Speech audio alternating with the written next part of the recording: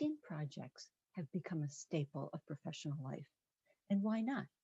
With the right members, resources, and leadership, the work of teams can produce a better project and outcome than individuals working alone.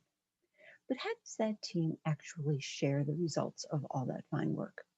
In the workplace, as well as academia, so much emphasis is placed on team projects, but not so much on the way to present as a team.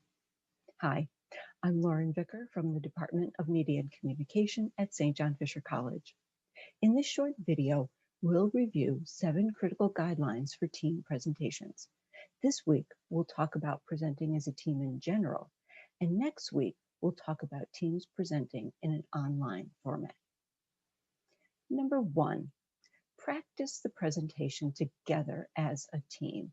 You cannot underestimate the importance of practice, making sure that you time the team presentation as a whole as well as the individual segments. That way you can watch for any overlap or repetition in your presentation for your team. Number 2, one person should introduce yourself and the members of the team. It looks a whole lot better than having individual members introduce themselves in terms of showing how well coordinated the team is and how much this was really based on a team effort. Number 3, use the introduction to preview the content and how the team will present it. So for example, I might say, I'm going to give you a little bit of background about our project, and then Tim is going to talk about the ways that we approach the data collection. Then Charisse is going to talk about how what we found out led to the recommendations that we made today. This gives your audience a perceptual set from which to perceive the organization and flow of the presentation, and it actually helps the audience's comprehension. Number 4, plan clear transitions between the speakers.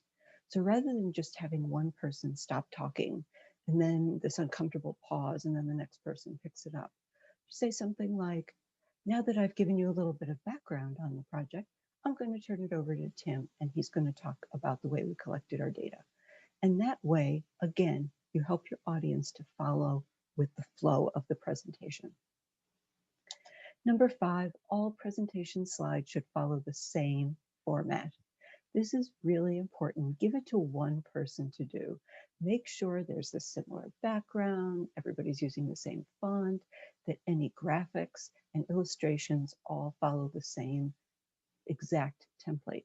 And that way it will give your presentation a much more cohesive feel to it. Number 6, all team members should be available at the end for the Q&A. Again, this helps to show the teamwork that you've done and also gives individual members a chance to talk about their own areas of expertise on the project, rather than having one person hijack the entire question and answer session. And finally, and some people think this is most important, get in the habit of using team speak. This is when you use we instead of I in talking during your presentation and talking about the project that your team did.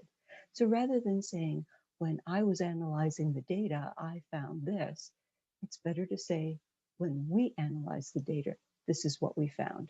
And the reason that this is really helpful is, again, it shows the fact that this was a cohesive team effort and helps to share all of the accomplishments among the members of the team.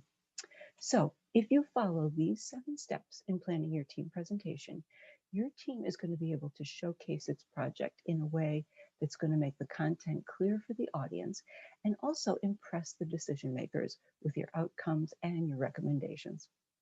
Thank you for watching. We'll see you next week when we discuss team presentations over remote platforms. I'm Lauren Vicker, and I'm the co-author with Tim Franz of Making Team Projects Work. You can find more information about us and our work at the link below this video.